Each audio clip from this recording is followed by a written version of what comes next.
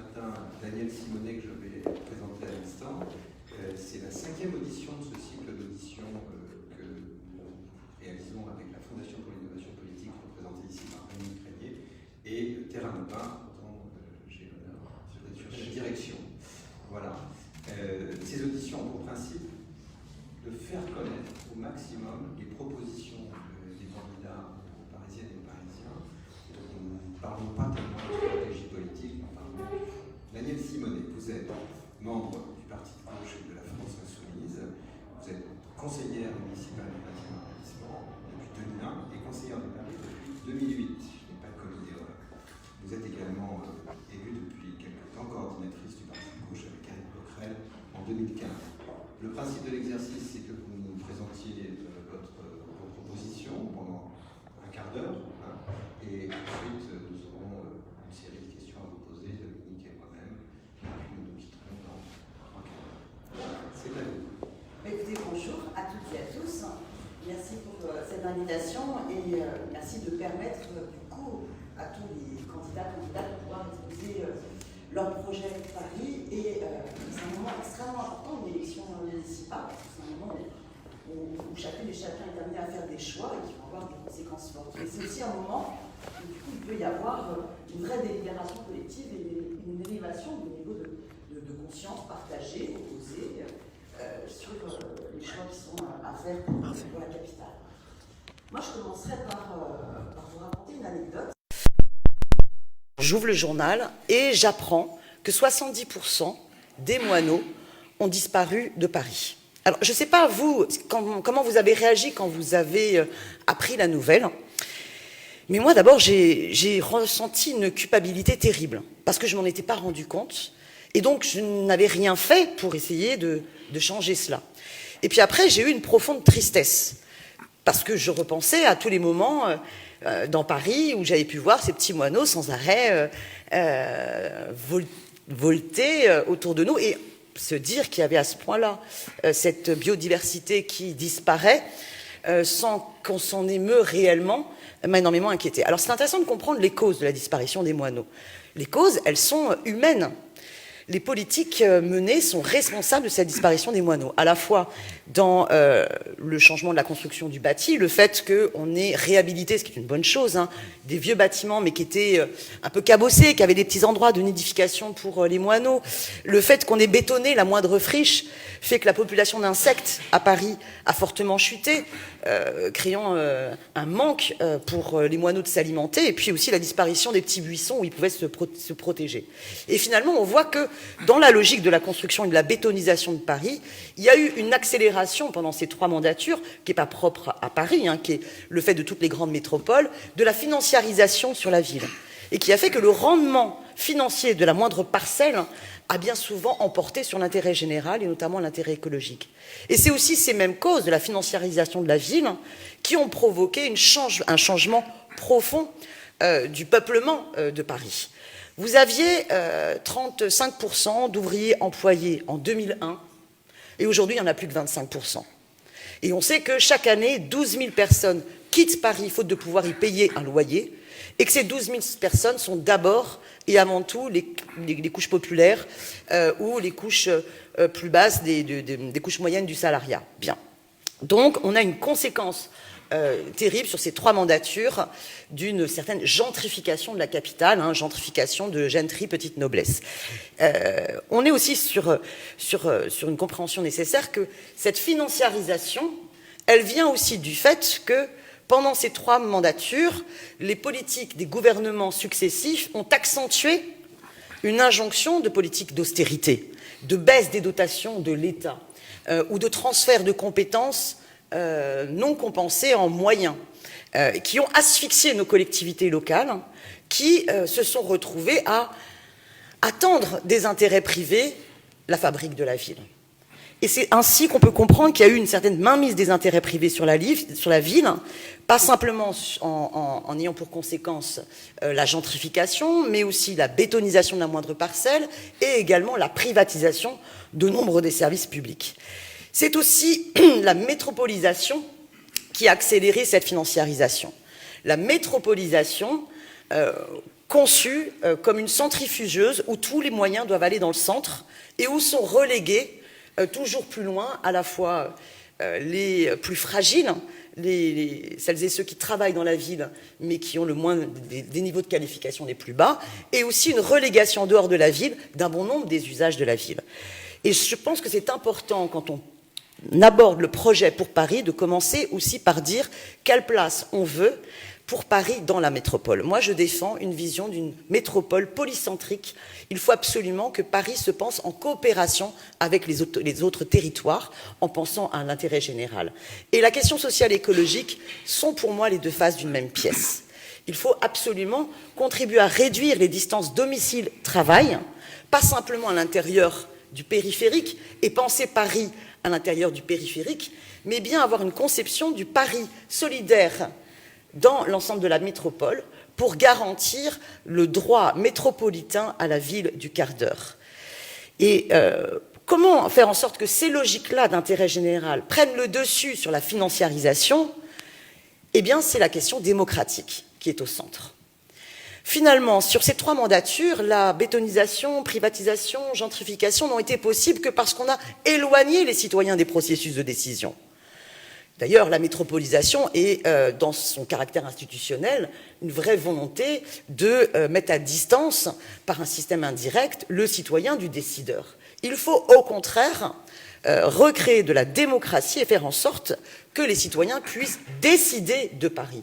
D'où le titre de notre liste, Décidons Paris, et d'où le fait qu'avec Vikash Dorasso, nous sommes en binôme à la mairie de Paris, à la tête de listes citoyennes, où le programme, la constitution des listes ont été co-élaborés avec des habitants de tous les quartiers parisiens pour vraiment participer ensemble de la fabrique de la ville et du programme. Parce que regardez bien, quand il y a eu par exemple la décision prise par la maire de Paris d'organiser les Jeux Olympiques, les citoyennes et les citoyens n'ont pas été consultés. Il n'y a pas eu un débat avec les Parisiens, avec les Franciliens précédant une délibération, un vote par référendum, par exemple, des habitants et des habitantes. Dans notre liste, nous continuons à demander à ce qu'il y ait un référendum à l'issue d'un grand débat avec Audit et l'ensemble des données pour que les citoyens et les citoyennes puissent décider de l'organisation ou non des Jeux Olympiques, comme ce fut le cas d'ailleurs à Denver, et qui a abouti à l'annulation des Jeux Olympiques. Mais c'est pareil pour la Tour Triangle, pour Bercy-Charenton, ou pour la nouvelle usine d'incinération des déchets, on va donner 2 milliards d'euros à Suez. Ces grands projets-là, on ne demande pas l'avis aux habitants et aux habitantes. Et finalement, la démocratie dite participative et le budget participatif, eh bien, on le concède sur le secondaire, mais jamais sur l'essentiel. Donc la question démocratique doit être au cœur. Maintenant, sur les différents éléments de notre programme Décidons Paris. La question du logement, pour nous, est fondamentale et on l'aborde comme une question à la fois sociale et écologique. Les loyers ont totalement explosé, le prix du foncier a explosé, il y a ces processus d'exclusion. Nous estimons qu'il y a 2 leviers qui doivent donner lieu à un transfert de compétences, cette fois-ci à la commune. Donc nous organiserons un référendum pour que la compétence en matière d'encadrement des loyers et d'application de la loi réquisition puisse revenir à la mairie. J'explique en 2 mots. Vous avez enfin la restauration de l'encadrement des loyers. Mais lorsque vous avez un encadrement des loyers, c'est la préfecture qui va fixer le loyer de référence sur chaque quartier en fonction des prix du marché. Donc en fait, on va atténuer la hausse des loyers, mais on sera toujours dans une hausse des loyers. Pour pouvoir organiser soit le gel des loyers, voire la baisse des loyers, comme à Berlin, il faut faire en sorte que la compétence pour fixer le loyer de référence revienne à la municipalité, qui sera là en interaction à devoir choisir entre le rapport de force des habitants locataires et des propriétaires. Et donc l'intérêt général, qui est de respecter le droit au logement et de retrouver en fait une valeur d'usage du prix locatif, pourra être restauré. Il en est ainsi aussi de la question de l'application de la loi de réquisition. Vous savez, la loi de réquisition, le moment où elle a été le plus appliquée, c'est quand Jacques Chirac était président de la République.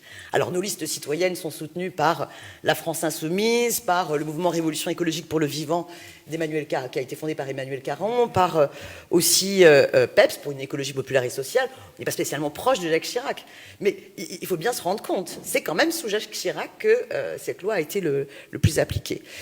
Donc il faut que cette loi, elle puisse être appliquée par la commune.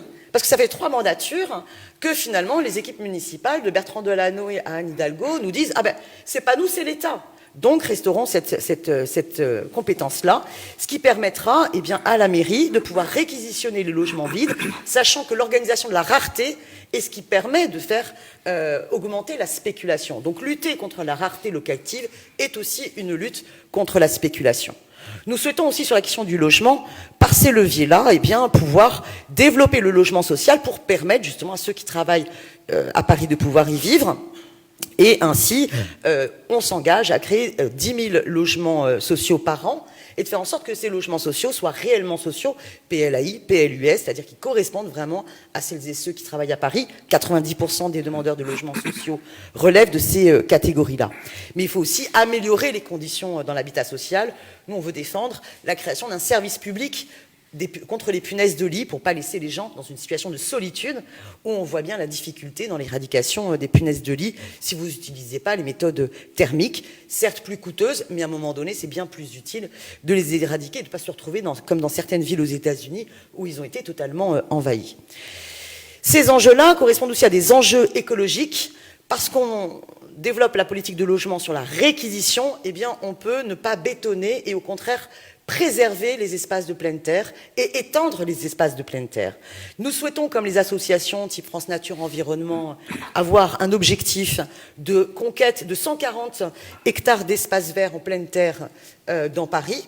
Eh bien, pour cela, il faudra commencer la mandature par un plan des sous-sols pour pouvoir justement, avec la population, quartier par quartier, voir quels sont les endroits où on peut partir à la reconquête des espaces en pleine terre. Nous souhaitons d'ailleurs pouvoir créer des continuités vertes entre les différents parcs et jardins. On souhaite d'ailleurs redécouvrir la Bièvre, hein, qui était un projet au début de la mandature de Bertrand Delanoë. La Pure avait fait des rapports là-dessus. Il me semble important de pouvoir avoir un autre rapport au vivant et de redonner cette respiration dans Paris en redécouvrant la bière dans les portions qui seront possibles. Nous souhaiterons instaurer l'objectif de gratuité des transports en commun. À celles et ceux qui nous coûtent cher, on leur dit « bah oui, mais combien coûte la pollution » Plus de 2400 morts prématurées par an à cause de la pollution. Il faut transformer Paris en ville cyclable. Pour cela, il faut assumer de s'inspirer justement des villes des Pays-Bas qui sont bien plus en avance que nous depuis 50 ans et qui ont totalement transformé leur ville. On reprend la proposition du vélopolitain défendue par les associations, mais aussi de la modification des plans de circulation interquartiers pour empêcher les raccourcis type Waze qui traversent les quartiers et créent de l'insécurité pour la pratique du vélo. On souhaite offrir un vélo à tous les jeunes de 16 ans. Offrir, c'est ça. J'ai dit ? Ouvrir, j'ai compris. Non, offrir un vélo à tous les jeunes de 16 ans. C'est une mesure à 4 millions d'euros qui nous semble extrêmement importante parce qu'elle permet justement, génération par génération, de créer l'évidence du mode de déplacement à vélo qui doit être le deuxième mode de déplacement évident après la marche. La question écologique nécessite que dans le bâtiment, on sorte du tout béton. J'ai été très impliquée sur la problématique contre la centrale à béton Lafarge sur le pont, au pied du pont Mirabeau. Bon, pas simplement par le scandale de Lafarge qui avait collaboré avec Daesh, mais parce qu'il y a un problème complètement anti-écologique. Le béton représente 8% de nos émissions de gaz à effet de serre. Et il est tout à fait prouvé que nous pouvons avoir des constructions extrêmement solides en bois, terre crue, paille. Vous avez des bâtiments de 6 hauteurs et plus extrêmement costauds qui sont dorénavant à nouveau repensés. Il faut absolument en arriver à soutenir ces matériaux d'éco-construction. Il faut, dans toutes les cantines scolaires, banaliser la nourriture végétalienne. On propose un menu végétalien quotidien. Nous souhaitons également défendre un pari de l'entraide, un pari solidaire. On instaurera une garantie dignité qui permet à toutes les personnes de ne plus avoir de revenus en dessous du seuil de pauvreté et que le département s'engage par une allocation de compensation tant que nationalement nous n'avons pas réussi à faire en sorte que justement les allocations ne puissent soient forcément au minimum au niveau du SMIC. Sur la protection de l'enfance, c'est un sujet où on déplore qu'il est très peu débattu, alors que c'est une compétence essentielle du département. Il faut savoir qu'il y a très peu de jeunes pris en charge par l'aide sociale à l'enfance, sur le sud et l'ouest parisien, alors que les problèmes de violence sur enfants ne sont pas liés à un niveau social familial, mais le réseau des PMI et des assistantes sociales font bien leur travail pour protéger les enfants sur l'Est. Il faut absolument faire des campagnes de sensibilisation autour du numéro 119. On souhaite également développer les contrats jeunes majeurs. Vous savez que les contrats jeunes majeurs, c'est essentiel parce que beaucoup de jeunes pris en charge par l'aide sociale à l'enfance, arrivés à leurs 18 ans, ils sont lâchés dans la nature. Et on se retrouve avec un sans-abri, sur 4 qui était avant l'aide sociale à l'enfance. Et sur la population de 18-25 ans, c'est plus de la moitié qui sont issus de l'aide sociale à l'enfance. Donc pour lutter contre le sans-abrisme, il y a un enjeu fondamental qui est de prolonger à partir de 18 ans les contrats jeunes majeurs jusqu'à l'autonomie des jeunes. On souhaite instaurer aussi un droit aux vacances. J'ai mené la bataille avec nombre de familles contre la suppression des colonies de vacances arc-en-ciel que Mme Hidalgo voulait supprimer pendant la mandature, et on a gagné. Mais maintenant, il faut absolument augmenter les moyens. Il y a à peine un jeune sur 50 à Paris qui peut partir dans ces colonies de vacances. On souhaiterait garantir ce droit aux vacances et donc très fortement augmenter ce budget. Ça nous semble une priorité pour permettre à tous les jeunes qui le souhaiteraient, qui ne partent pas en vacances avec leurs parents, de pouvoir y aller. Évidemment, dans notre programme, nous sommes très attachés au développement des services publics, parce que la question, penser la ville, c'est penser les usages de la ville, c'est donc penser les communs urbains, et donc il faut émanciper les communs urbains d'une logique lucrative, et donc défendre et étendre les services publics. Par ailleurs, cela permet aussi une reconquête de recettes pour la ville. C'est 15 minutes à la présentation. Et j'en suis à 16. Ah, je termine. Mais ça va. Hein. La question des communs urbains, donc remunicipaliser les services publics qui ont été concédés au privé, permet de faire des économies. Là-dessus, il y a vraiment, sur les politiques culturelles, un enjeu de pouvoir préempter un certain nombre de locaux pour justement émanciper la culture des intérêts privés. On souhaite jumeler chaque école avec au moins 2 équipements culturels. On a aussi un axe important sur la question des luttes contre les discriminations, faire en sorte que Paris soit territoire expérimental contre le contrôle au faciès, par exemple, et aussi qu'il y ait une audace de Paris de créer enfin un centre global d'accompagnement des femmes victimes de violences. On a plein d'autres mesures, je ne peux pas les développer tous dans cette introduction déjà. Mais vous allez pouvoir longue, y revenir. Mais en clair, la vision pour Paris que nous défendons dans nos listes, c'est de contribuer à défendre le droit à la ville. Le droit à la ville pour toutes et tous, c'est faire en sorte que toutes et tous participent à la fabrique de la ville, avec une mesure qui est extrêmement importante pour nous, qui est ce référendum d'initiative citoyenne locale, et qui permet vraiment de redonner la main aux citoyennes et aux citoyens. Et on pense que c'est par ce chemin-là que la question écologique et sociale pourront être bien défendues, et peut-être, c'est ce que nous proposons, contribuer à faire revenir les moineaux dans Paris et les classes populaires. Voilà, je vous remercie. Merci beaucoup Daniel Simonet. Dominique. Peut-être, d'ailleurs, sur les moineaux, il ne faut pas oublier une cause qui est rarement citée, qui est le nombre de chats en augmentation. Alors non, j'ai eu un rendez-vous avec... Une des causes importantes de la alors non, disparition justement, des j'ai moineaux une discussion avec la Ligue de protection des oiseaux, et pour eux, la disparition des moineaux n'est vraiment pas liée à cela.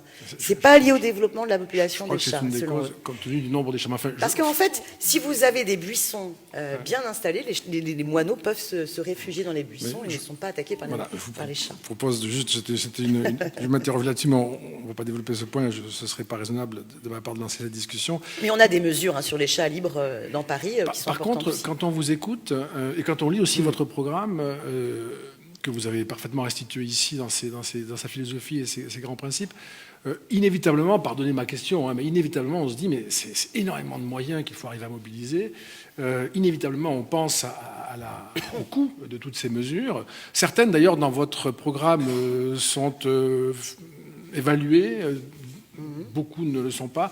Est-ce que, c'est pas une question, vous voyez, techno ni piège, mais est-ce que vous avez une idée, vous avez tenté de voir ce que pouvait représenter en coût, et puis quelles sont les ressources que vous... On voit bien dans votre programme, vous dites que vous exigez la restitution à la ville de 9 milliards d'euros de dotations qui n'ont pas été versées, qui ont été annulées par l'État dans le cadre d'une politique de réduction des dotations. Alors bon, là il faut arriver à les récupérer, mais quel est au fond le plan de financement de tout cela? Alors, d'abord, nos mesures ne sont pas forcément plus onéreuses que des mesures que prennent d'autres candidats. Bon, je ne peux pas citer Benjamin Griveaux, mais quelle que soit la personne qui le remplacera, dans leur programme, ils annoncent de 100 000 euros donné à des personnes qui souhaitent acquérir un appartement. Et donc, pour lui, la priorité de cible, c'est ceux qui touchent 6 à 7 000 euros par mois. Vous avez raison, ça ne vous caractérise pas. Hein. Vous avez raison. 100 000 euros, enfin, c'est énorme. Je pense aussi que quand Madame Hidalgo propose sa police municipale, elle la chiffre à 60 millions d'euros. Elle ne dit pas où elle récupère ces 60 millions d'euros. Moi, je dis par exemple qu'avec 60 millions d'euros, on peut créer 4 700 places d'hébergement avec un vrai accompagnement social, et ce qui est même au-dessus des personnes sans abri qui ont été comptées lors de la nuit de la solidarité. Donc moi je dis, oui, la priorité, ça doit être de garantir par exemple le droit au logement. Et s'il faut se substituer à une compétence de l'État, mieux vaut le faire à ce niveau-là, et par contre mener la bataille pour que sur les questions de sécurité, il y ait un vrai débat pour que la police républicaine cesse sa politique du chiffre et fasse son vrai travail d'investigation, par exemple pour lutter contre les cambriolages. Mais si on veut revenir sur la question des sources de financement, oui, il y a d'abord refusé la contractualisation de Macron. Macron a imposé une contractualisation où il dit aux collectivités, finalement je vous mets sous tutelle de Bercy, vous devez vous engager à ne pas dépasser 1,12% de dépenses de fonctionnement. Et puis, votre recours à l'emprunt, attention, vous devez avoir 12 ans de capacité de désendettement. Pourquoi 12 ans? Pourquoi pas 14? Pourquoi pas 11? C'est totalement arbitraire. Et si on pense qu'on a 9 ans pour tout changer, qu'il y a une urgence écologique qui est devant nous, qui, y compris, remet en cause les conditions même de notre vie dans l'écosystème. Alors n'attendons pas pour faire la réhabilitation thermique de tous les bâtiments et assumons un recours à l'emprunt bien plus conséquent pour faire la réhabilitation thermique dans la mandature. Sinon, on en a encore pour 150 ans au rythme qui a été pris pendant les mandatures précédentes. Alors, sur les recettes, j'attire votre attention sur l'enjeu de trouver des nouvelles recettes dans la remunicipalisation. J'ai mené une bataille au Conseil de Paris pour dire, mais combien ça nous coûte de laisser Indigo, ex-Vinci Park, exploiter nos parkings municipaux à notre place. Puisque dans les rapports sur les délégations de services publics, on ne nous donnait pas les chiffres des bénéfices nets des entreprises. Donc je suis allée à la bibliothèque de l'hôtel de ville, j'ai fouillé les dossiers, et vous avez le résultat net d'exploitation. 40 millions d'euros de bénéfices nets sont mis dans la poche d'Indigo parce que la ville leur laisse gérer les parkings. Alors, voici, par exemple, une économie de 40 millions d'euros que nous pouvons faire. Quand on décide, par exemple, au lieu de développer le soutien à nos musées, qui aujourd'hui sont ouverts avec des postes en grande précarité, et qu'on aide les fondations privées comme celle de M. François Pinault, qui était quand même un professionnel de l'évasion, de l'optimisation fiscale, eh bien, ça coûte beaucoup d'argent. Là, il y a 100 millions d'euros à respecter, à restaurer. Quand, par exemple, il y a ce projet à laquelle la ville veut participer de Gare du Nord qui va être transformé en centre commercial, sachez que c'est 8,7 millions d'euros. Vous voyez, il y a des sommes quand même énormes.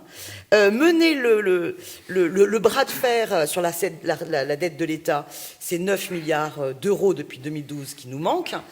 Et même, prenons l'exemple de toute la mobilisation des Gilets jaunes de l'an dernier.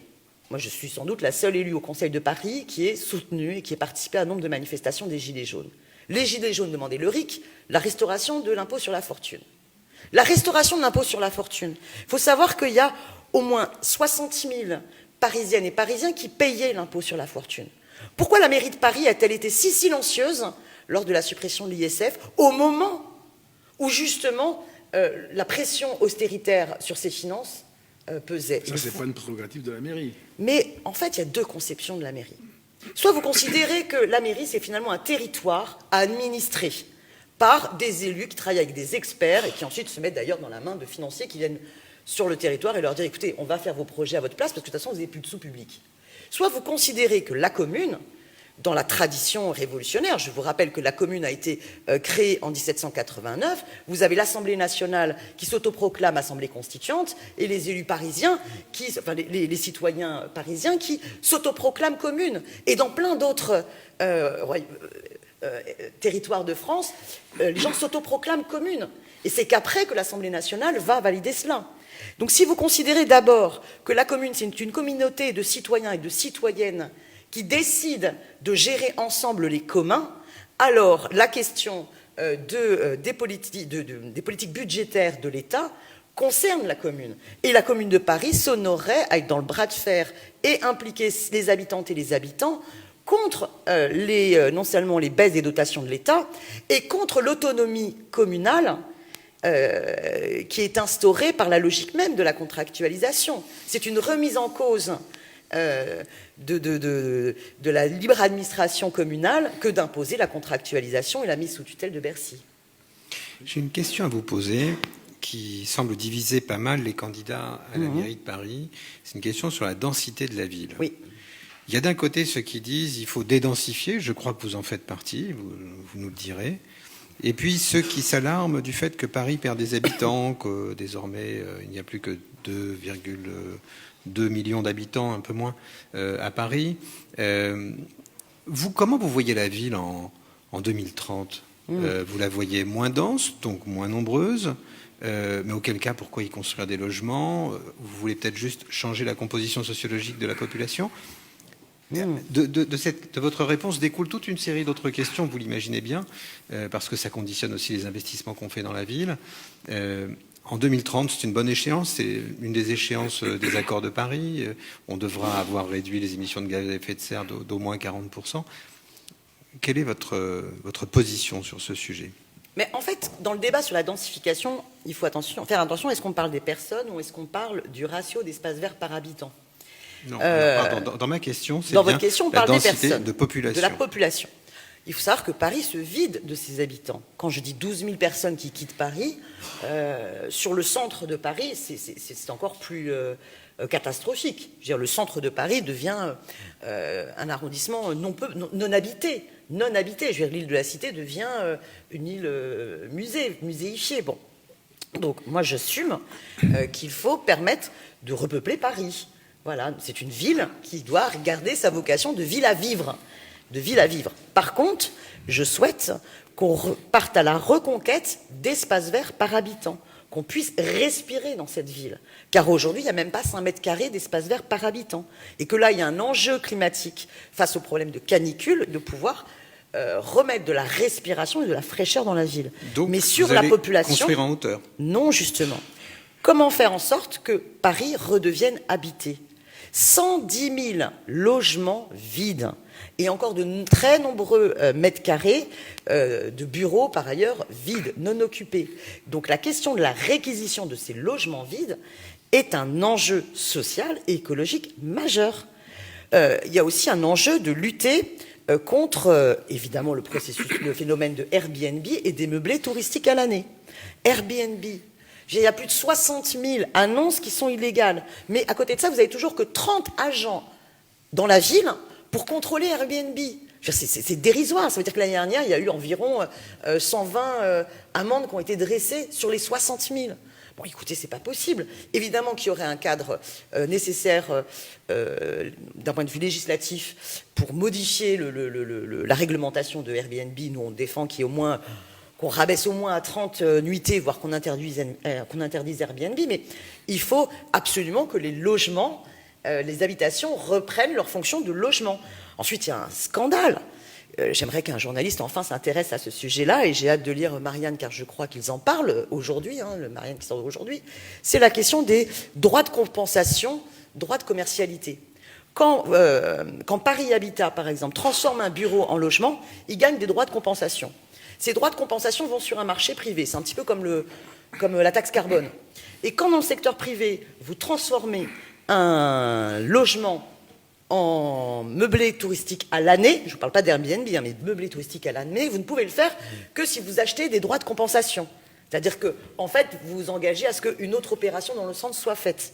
Vous me suivez ? Oui, c'était sauf que plutôt du les coup, quotas que la taxe sauf que carbone. du coup, on se retrouve avec les bailleurs sociaux dans lesquels la ville est majoritaire, qui vont jouer à la spéculation sur ces droits de compensation et donc se trouver complices de l'augmentation des meublés touristiques à l'année. C'est un véritable scandale. On nous a un double discours total. Il faut donc arrêter la touristification de la ville. Il y a un tourisme de masse qui est trop fort sur Paris, qui est antisocial et anti-écologique. Et donc, moi, je suis pour soutenir la ville dense. Je ne suis pas pour la ville hyper dense. Et donc, je suis pour le fait que les habitations retrouvent leur fonction de logement et que, par contre, on parte à la reconquête de la pleine terre pour une qualité de vie et la prise en compte des urgences écologiques. Ce qui est frappant aussi quand on vous écoute, Daniel Simonet, c'est alors le tourisme a des effets pervers, vous les avez indiqués, mais c'est aussi une ressource très importante pour la vie économique. Mais c'est pour ça qu'il y a besoin d'une régulation, parce qu'en ce moment, je veux dire, les professions hôtelières, elles subissent cette concurrence déloyale du Airbnb. Là aujourd'hui, elles souffrent beaucoup, par exemple, de l'absence des touristes chinois, qui se fait cruellement sentir dans les comptes des commerçants qui ont eu d'ailleurs une année très très compliquée pour des raisons qui tiennent aux agitations sociales notamment. Moi, ce qui me frappe beaucoup, c'est le regard que vous portez sur l'économie. On a l'impression que Paris se trouverait en dehors des règles économiques. Par exemple, la question des loyers, bloquer les loyers, faire baisser les loyers, ça interroge sur la possibilité d'avoir des candidats d'allocation. Dans le système français qui est très protecteur du locataire, qu'on peut juger excessivement protecteur ou satisfaisant, mais on peut faire l'hypothèse que c'est un des freins au déploiement du marché locatif. Faire baisser les loyers, ça peut aussi créer un problème considérable en termes d'offres de logements locatifs. Et ma deuxième remarque porte sur la réquisition. Juste là-dessus, vous semblez considérer que le droit de propriété, qui est quand même le premier des droits évoqués par la Déclaration des droits de l'homme, son article 1er, vous semblez indiquer que, finalement, il n'y a pas de droit à la propriété. Écoutez, on n'a pas le droit d'avoir un appartement si on ne l'occupe pas. Je pense que le droit, exactement, je pense que le droit au logement doit l'emporter sur le droit de spéculer sur son logement. Donc c'est le droit à la propriété qui remet en cause. Je pense que quand vous avez des propriétaires, et c'était l'esprit de la loi de réquisition, l'esprit de la loi de réquisition, c'est de dire un propriétaire n'a pas tous les droits. Et un propriétaire, il faut savoir de quel propriétaire on parle généralement de grosses compagnies d'assurance qui ont énormément d'immeubles dans Paris et qui se retrouvent à ne pas les occuper pendant plusieurs années avant que la loi de réquisition puisse s'appliquer. On ne parle pas imaginez si vous êtes propriétaire d'un appartement et que pendant 2-3 ans, vous n'avez pas géré les différents travaux, les choses comme ça. On sait pertinemment que c'est pas là-dessus que s'applique la loi de réquisition, d'accord ? Oui, le droit au logement doit l'emporter. Moi, je vous invite à vous remémorer l'appel de l'abbé Pierre. Qu'est-ce qui a évolué aujourd'hui ? On meurt toujours dans les rues de Paris. Donc le droit d'exploiter des logements qui sont pas mis dans la circulation du parc locatif privé pour le profit spéculatif de grosses assurances, bien écoutez, moi je préfère qu'on priorise le droit de ne pas mourir dans la rue. Voilà. Et ça me semble fondamental. Berlin a été en capacité de faire l'encadrement à la baisse des loyers. Berlin est capable de le faire. Les autres paramètres ne sont pas les mêmes à Berlin. Pourquoi nous, à Paris, ne serions pas capables de le faire ? Donc je pense que soit on considère qu'il faut... Mais c'est un vrai débat. Oui, bien sûr. Vous savez, c'est un débat qui suit depuis le début de la République. La question vous aviez Robespierre qui disait, par exemple, que il y a une limite à la liberté, c'est la liberté d'autrui. Il faut instaurer une limite à la propriété, c'est la dignité d'autrui. Bien, je vous invite à réfléchir sur ces fondamentaux républicains. L'intérêt général en matière de logement, est-ce que ça n'est pas justement de faire primer le droit au logement sur le droit d'exploiter et de spéculer sur son logement? En tout cas, c'est une proposition radicale que vous défendez là, je trouve, sur la question du rapport au droit de propriété, qui est quand même fondamental et structurant. Oui, mais qui au moins, mais par c'est... rapport à la radicalité de toutes celles et ceux qui ont dit promis, dès que j'arrive au pouvoir, il n'y aura plus une personne SDF à la rue. Je veux dire, c'est quand même encore Macron qui a sorti cet engagement-là au moment de son élection, et puis on a vu le résultat. Il n'a pas pris une seule mesure. Et la loi Elan, au contraire, est une loi qui casse le logement social, qui s'attaque aux APL, qui s'attaque aux bailleurs sociaux et qui encourage, au contraire, la privatisation du logement social. Moi, je voudrais vous interroger sur la façon de faire la démocratie municipale. Vous avez annoncé quelques référendums, mais de façon plus générale, vous souhaitez consulter les Parisiens, recueillir leur avis. C'est très bien de recueillir leur avis, c'est encore mieux de les aider à le construire. Tout à fait. Et j'aimerais savoir quelle place vous comptez donner à la délibération, parce que la procédure référendaire à froid, à sec, je suis là pour. C'est juste un couperet dangereux. Donc, comment vous voulez organiser la délibération en amont de ces consultations, de façon à ce que les gens entendent les arguments, les objections, qu'ils puissent entendre Dominique leur parler du droit de propriété, qu'ils puissent vous entendre parler d'avoir le débat que vous venez d'avoir. C'est ça qui est important, avec ça qui est eux essentiel. et parmi eux. En fait, au départ, quand il y a eu la création des conseils de quartier, c'était ça l'idée, c'était de permettre une assemblée délibérative avec les habitants d'un quartier pour participer à la fabrique de la ville. Bon, on s'est quand même rendu compte, et les études sociologiques sont très intéressantes et riches à ce niveau-là, que ces assemblées de quartier n'ont pas touché toutes les couches sociales de la population. Bon, donc je pense qu'il y a une démarche déjà importante qui est de donner de l'importance aux méthodes de l'éducation populaire, donner de l'importance au tissu associatif, se donner vraiment l'ambition que nos administrations doivent penser le co-construire avec les habitants, ce qui demande une formation très importante à l'ensemble de nos directions administratives de la ville. Mais ça veut dire qu'il faut des moyens pour aller impliquer les habitants. Donc c'est pas simplement le cadre de délibération, je dirais, c'est aussi en amont, comment est-ce que l'on va impliquer les habitants par rapport à une problématique locale. Mais je vais vous donner un exemple très concret. Je suis du 20e arrondissement. Dans le 20e arrondissement, vous avez un petit bâtiment qui s'appelle la Maison de l'Air. C'était un équipement public et au-dessus du jardin de Belleville. Bon. Et il a été fermé pendant pas mal d'années, et puis tout d'un coup, on a appris par rumeur que la ville projetait de le transformer en restaurant pour pouvoir faire des recettes à la ville, comme c'est le cas de bâtiments équivalents à celui-ci au bois de Boulogne ou au bois de Vincennes. Bon, panique. Les habitants ne leur avaient pas demandé leur avis. Les habitants se sont organisés en collectif citoyen. Et là, ils se sont mis à réfléchir, à rêver. Mais si on réouvrait ce lieu, on voudrait qu'il serve à quoi? Et donc là, il y a eu de la réflexion collective pour justement voir, ah ben oui, mais vous voudriez tel type d'activité, vous tel autre. Comment faire commun? Comment faire commun? Et là, ça a été extrêmement fort. Qu'a fait la ville? Au lieu de se dire, mais c'est génial, dans ce quartier de Belleville, qui est quand même un quartier très populaire, avec des difficultés, des tensions, là, on a une dynamique citoyenne qui essaye de s'approprier un lieu, la ville aurait dû dire banco. Réfléchissons, on se met autour d'une table, comment il peut y avoir une association qui se constitue pour qu'il puisse y avoir un cadre légal dans la gestion de ce lieu, et pour voir aussi comment les projets peuvent être financés. Bon, non, absolument pas.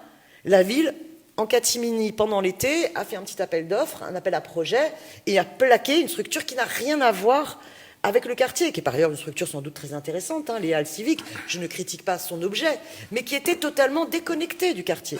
Donc la première chose, c'est, dans l'ensemble de nos politiques publiques, créer vraiment du droit à la ville, mais au sens premier sociologique et philosophique du terme, c'est-à-dire faire en sorte que dans chaque quartier, eh bien, les gens puissent se réapproprier cela. Ça veut dire aussi que dans les bailleurs sociaux, comment est-ce que l'on s'implique et comment la ville s'implique pour soutenir les associations de locataires. Je propose par exemple que dans chaque arrondissement, il y ait un conseil des locataires du parc social, pour que justement chaque association de locataires ou chaque locataire ne soit pas dans un rapport isolé de son petit pâté de maison avec une grosse direction, et qui fait que bien souvent ils ne sont pas entendus sur les travaux, sur les conditions de dégradation du bâti, mais qu'il y a un conseil par arrondissement qui change le rapport de force. La démocratie, il faut lui faire confiance, mais ça veut dire qu'il faut y mettre aussi des moyens humains, il faut des lieux. Demandez aux collectifs, aux associations, il manque de lieux pour se réunir. Donc il faut des maisons du peuple pour qu'il puisse y avoir des salles de réunion. Il faut qu'il y ait des locaux associatifs dans chaque quartier. Au prorata de tant d'habitants, il devrait y avoir tant de mètres carrés de locaux associatifs. Il faudrait que la ville respecte la loi, par exemple sur les panneaux de libre expression dans l'ensemble des quartiers, ce qu'elle ne fait pas. Sur ce point-là, Daniel Simonet, dans votre programme, c'est vraiment une très forte caractéristique de votre programme, ce que vous êtes en train d'ailleurs d'expliquer ici. Référendum locaux d'initiative citoyenne, révocabilité des élus, budget participatif, assemblée des communes, tirage au sort. Il y a beaucoup d'éléments de ce type. Et au fond, je me suis interrogé sur la place que vous donniez à la singularité de Paris. Je l'explique par un exemple qui est celui des JO. Vous dites, d'ailleurs vous l'avez redit ici, qu'on on aurait dû organiser un référendum sur l'organisation des JO, peut-être francilien ou parisien, oui, je sais pas bien. francilien, bien sûr. Et au fond, je me suis dit, moi, mais est-ce que Paris s'appartient à ce point? C'est la capitale de la France, quand même, Paris. Les Jeux Olympiques, c'est un événement national aussi. Alors, il aurait fallu faire un référendum national. Ah, d'accord. C'est pas ce que vous aviez indiqué. Parce que si vous estimez on nous a vendu les Jeux Olympiques comme franciliens, donc à ce moment-là, on fait un référendum francilien. Si c'est national, on fait un référendum national. Si c'est un événement planétaire, faisons un référendum planétaire pour savoir si c'est face aux enjeux climatiques, s'il faut garder l'organisation de ces Jeux Olympiques sous leur forme actuelle, avec un tel poids d'une opacité du CIO, avec tout le problème de corruption, avec tous les enjeux des grosses multinationales derrière, qui n'ont strictement aucun rapport avec le sport. On va laisser Dominique finir sa question. Mais voilà, enfin, en tout cas, c'est sur l'ensemble d'ailleurs. Vous avez répondu en quelque sorte sur les JO par l'extension de la citoyenneté compétente, mais sur l'ensemble des procédures que vous voulez mobiliser, est-ce qu'il n'y a pas une forme de paradoxe à faire comme si Paris s'appartenait absolument et les Parisiens auraient ce pouvoir incroyable de décider quartier par quartier du sort de la capitale? Vous voyez l'esprit de ma question? Est-ce que c'est quelque chose de légitime? Paradoxalement, vous êtes prête à remettre en cause la propriété privée et vous semblez prête à aménager l'appropriation de Paris, la capitale, par ceux qui l'habitent. Est-ce que il n'y a pas un paradoxe là-dedans? En fait, non, absolument pas. Est-ce que c'est Unibail qui doit décider de l'évolution de la ville ou est-ce que c'est les habitants? Enfin, quand même. Je dis Unibail, je pourrais dire Muliez, je pourrais dire... Mais regardez, lorsque Madame Hidalgo a terminé sa deuxième mandature en tant que première adjointe, c'était tout le chantier des Halles. Bon, pendant qu'on faisait un débat que sur le look architectural de la canopée, il y avait quand même un énorme scandale en sous-sol, c'est qu'on avait vendu et bradé le foncier des Halles à Unibail. Bon, par ailleurs, de vous à moi, qui était le négociateur de cette opération pour Unibail, c'était Benjamin Griveaux, payé 17 000 € par mois pour être le lobbyiste d'Unibail. Et pendant ce temps, que s'est-il passé? Il y avait une autre négociation qui était, on fait une tour triangle de 180 mètres de haut, totalement énergivore, 2 bureaux, la tour triangle, pour Unibail. Les citoyens et les citoyennes, on ne leur a pas demandé une seule fois leur avis s'il fallait s'il fallait brader et vendre le foncier des Halles, le ventre de Paris, pour reprendre cette référence, et faire une grande tour triangle pour concurrencer la Défense. Enfin, c'est quand même dingue. Quand on décide de faire le quartier Rosa Parks et que sur les rez-de-chaussée d'un nouveau bâtiment, c'est 100% les boutiques de Muliez qui sont choisies, alors que la ville raconte qu'elle défend le commerce indépendant. Mais quel double discours! On n'a pas demandé aux habitants si ce nouveau quartier devait être totalement pour les intérêts du groupe Muliez, Auchan, ou pour les habitants. Enfin, donc pour moi, il n'y a pas de paradoxe. Au contraire, il faut que Paris redevienne la ville des Parisiennes et des Parisiens dans la décision, alors qu'aujourd'hui, les intérêts privés s'imposent à la ville. Moi, je vais vous dire, le bilan de Jean-Louis Missica, de M. Jean-Louis Missica, adjoint de Mme Hidalgo, qui par ailleurs était aussi un soutien de M. Macron à la présidentielle, et que vous connaissez bien à Terra Nova.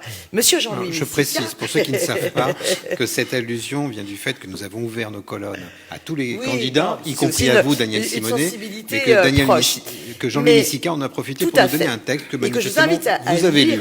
Que je vous invite à lire, tellement il montre aussi les contradictions, les désaccords que nous pouvons avoir. Mais Jean-Louis Missica, il est arrivé à l'hôtel de ville parce qu'il siégeait dans une cinquantaine de conseils d'administration. C'était ça sa plus-value. Et ensuite, son rôle a été, à travers les dispositifs de Réinventer Paris, finalement de changer complètement le rapport urbaniste. C'est-à-dire que les élus ne sont plus ceux qui sont des aménageurs en se disant quels sont les usages qu'on a besoin de la ville. Comment est-ce qu'à un moment donné, on permet une vision urbaine du devenir de nos différents quartiers par rapport aux enjeux écologiques, sociaux, aux usages publics, privés? Non, il a permis, à travers les dispositifs Réinventer Paris, de brader le patrimoine de la ville et de faire en sorte que le privé décide à la place. C'est-à-dire que les politiques sont devenus des placiers d'intérêt privé pour Unibail, pour Muliez, et pour en citer, pour Free, et tutti quanti. Thierry Pêche. Merci. Vous êtes la bienvenue sur le site de Terra Nova. Hein. Oui, mais bien sûr. Vous pouvez tout à fait nous donner un texte, on le fera connaître avec la même énergie que nous l'avons fait pour Jean-Louis Sicard. Et j'y mettrai la même énergie, mais j'ai dû terminer en novembre un livre, Paris, les moineaux reviendront, et qui fait que... Très bien. Voilà, il y avait en tout cas, les moineaux, vos moineaux sont les bienvenus chez nous. Deux questions, il nous reste 2 minutes, et donc c'est des questions un petit peu plus précises. Vous parlez de l'approvisionnement des cantines parisiennes, vous êtes favorable, vous avez évoqué le repas végétalien, l'option végétalienne quotidienne, j'ai bien compris. Vous parlez de relocalisation de la production également. Comment vous faites concrètement? Paris, c'est 30 millions de repas collectifs par an.